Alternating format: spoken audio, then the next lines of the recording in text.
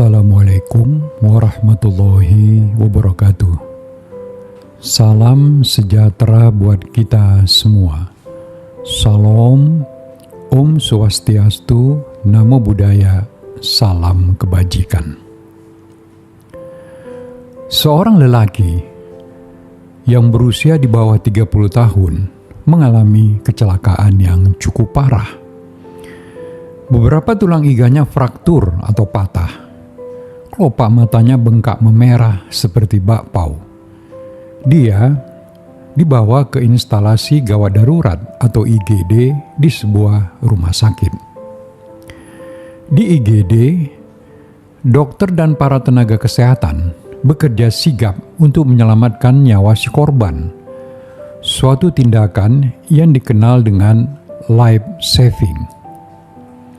Mereka berusaha sekuat tenaga menghentikan perdarahan yang terus-menerus mengucur dengan melakukan penjahitan terhadap luka-luka yang menganga di berbagai bagian tubuh korban. Kelopak mata pasien sedemikian bengkaknya dan sukar untuk dibuka, sehingga terhadap matanya ini, dokter jaga IGD tidak dapat melakukan tindakan lebih lanjut, termasuk tidak mengkonsulkannya ke dokter mata. Belakangan, mata pasien ini mengalami kebutaan total yang permanen.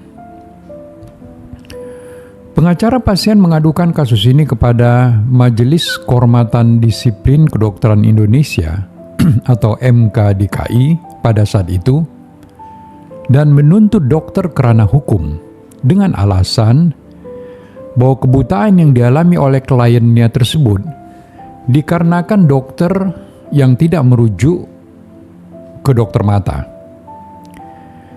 Kasus ini diceritakan di dalam buku Penyelesaian Sengketa Medik, Teori dan Implementasi Sehari-hari yang ditulis oleh Dr. Muhammad Lutfi, SHMH, dan Dr. Gafar Hartatianto, SH MH. Kita terusik dengan sebuah pertanyaan. Apakah dokter jaga IGD tersebut layak diseret ke pengadilan hukum untuk diadili akibat perbuatannya yang diklaim telah menyebabkan kecacatan yang dialami pasiennya? Jika kasus ini dilihat dari kacamata Undang-Undang Kesehatan 17/2023, dokter jaga IGD tersebut dapat dinilai telah melakukan pelanggaran hukum karena telah melanggar standar profesi, standar pelayanan, ataupun standar prosedur operasional atau SPO.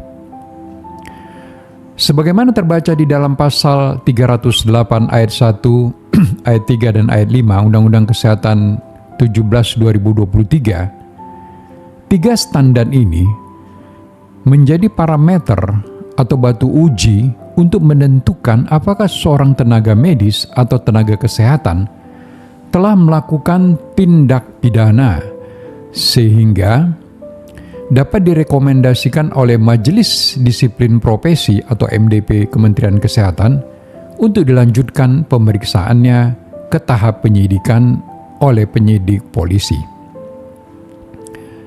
Pelanggaran terhadap tiga standar ini sendiri termasuk ke dalam pelanggaran disiplin profesi sebagaimana termaktub di dalam Peraturan Menteri Kesehatan atau Permenkes nomor 3 tahun 2025 pasal 1 angka 5. Undang-Undang Kesehatan nomor 17 tahun 2023 memang telah menjadikan pelanggaran terhadap standar-standar di dalam pelayanan kesehatan yang sebetulnya merupakan pelanggaran disiplin profesi itu menjadi pelanggaran hukum yang berpotensi dikenai sanksi pidana.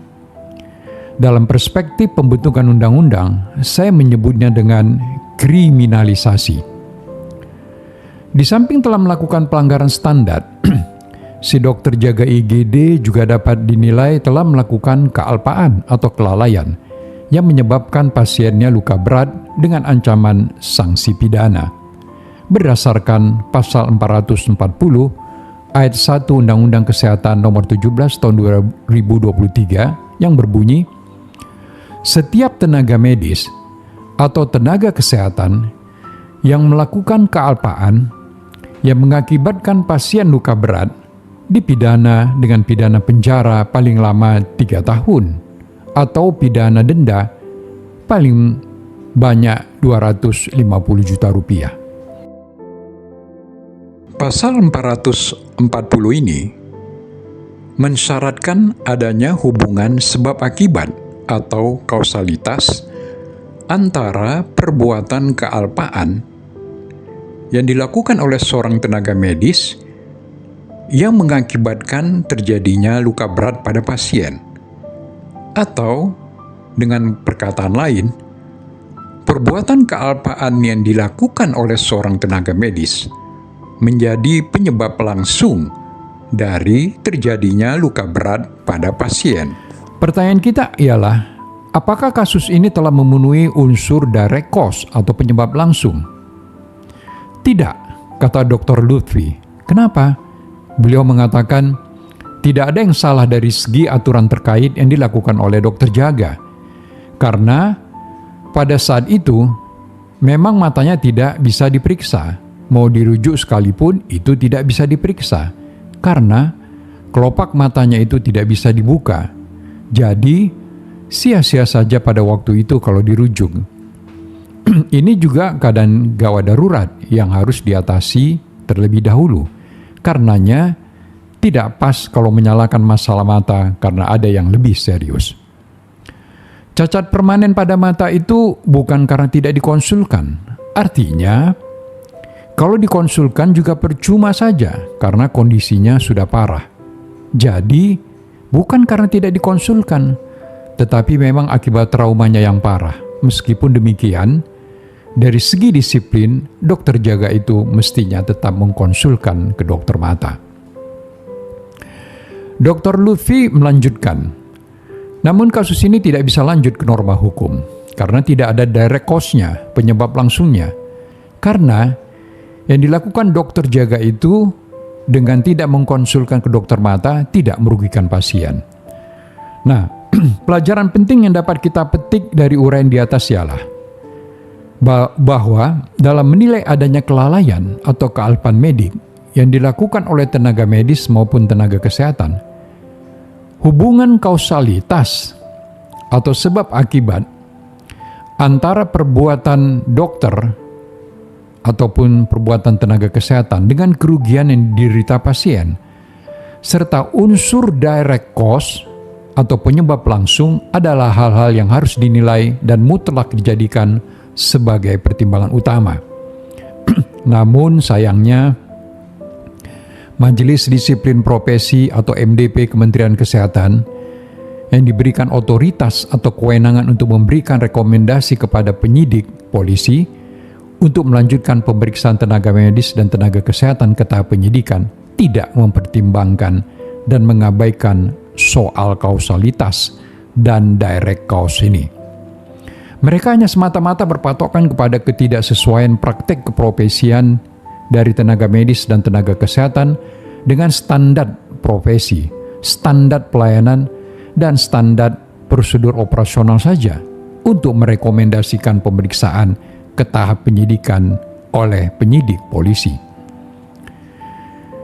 Di dalam sebuah webinar yang diselenggarakan oleh Fakultas Hukum Universitas Katolik Sugio Pranata Semarang, salah seorang narasumber yang juga salah satu anggota MDP mengatakan bahwa tugas mereka hanyalah sekedar menentukan apakah seorang tenaga medis atau tenaga kesehatan itu telah melakukan pelayanan kesehatan. Sudahkah sesuai dengan 3 standar tersebut apa tidak? Adapun soal apakah pelanggaran terhadap standar-standar tersebut telah menyebabkan pasien cedera atau meninggal dunia, itu bukan urusan mereka, tetapi urusan penyidik atau polisi. Kemudian Dr. Prasetyo Edi, SPBTKV, SAMH, yang juga salah seorang anggota MDP, dalam penjelasannya di channel YouTube Konsil Kesehatan Indonesia terkait dengan kasus Dr. Ratna Setiasi, spesialis anak di RSUD Depati Hamja Bangka Belitung mengatakan, jadi amanah undang-undang di pasal 308 MDP itu hanya sampai pada titik memberikan narasi tentang bagaimana standar profesi itu dipakai pada praktek keprofesian tenaga medis dan tenaga kesehatan. Hanya pada titik itu, kata Dr. Prasetyo Edy, kita memberikan narasi ilmiahnya. Tentu saja sesuai dan berdasarkan ahli yang kita panggil untuk memberikan pencerahan bagaimana sebuah standar profesi itu dilakukan oleh tenaga medis maupun tenaga kesehatan. Pengabaian terhadap kausalitas atau hubungan sebab akibat, dan yang paling penting unsur direct cause oleh MDP dalam dugaan kasus tindak pidana pelayanan kesehatan akan mendorong ke arah kriminalisasi dokter seperti hal yang terjadi pada kasus Dr. Ratna Setiasi, spesialis anak, dan kasus Dr. Siti Nariman Korompot, SPOG, di Rumah Sakit Umum Daerah Kota Mobagu, Sulawesi Utara beberapa waktu yang lalu, yang menjadikan keduanya sebagai tersangka oleh penyidik polisi berdasarkan rekomendasi MDP. Di dalam kasus Dr. Siti, MDP mengabaikan fakta bahwa kematian pasien wanita bukanlah diakibatkan secara langsung atau direct cause oleh tindakan medis operasi seksusesaria yang dilakukan oleh Dr. Siti 60 hari sebelum kematian pasien tersebut. Walhasil, pelanggaran terhadap standar-standar dalam pelayanan kesehatan tidak bisa semata-mata dijadikan sebagai satu-satunya batu uji untuk menentukan apakah seorang tenaga medis atau tenaga kesehatan telah melakukan perbuatan melanggar hukum atau melakukan kelalaian atau kealpaan yang dapat dikategorikan sebagai tindak pidana. Salam sehat buat kita semua. Wassalamualaikum warahmatullahi wabarakatuh.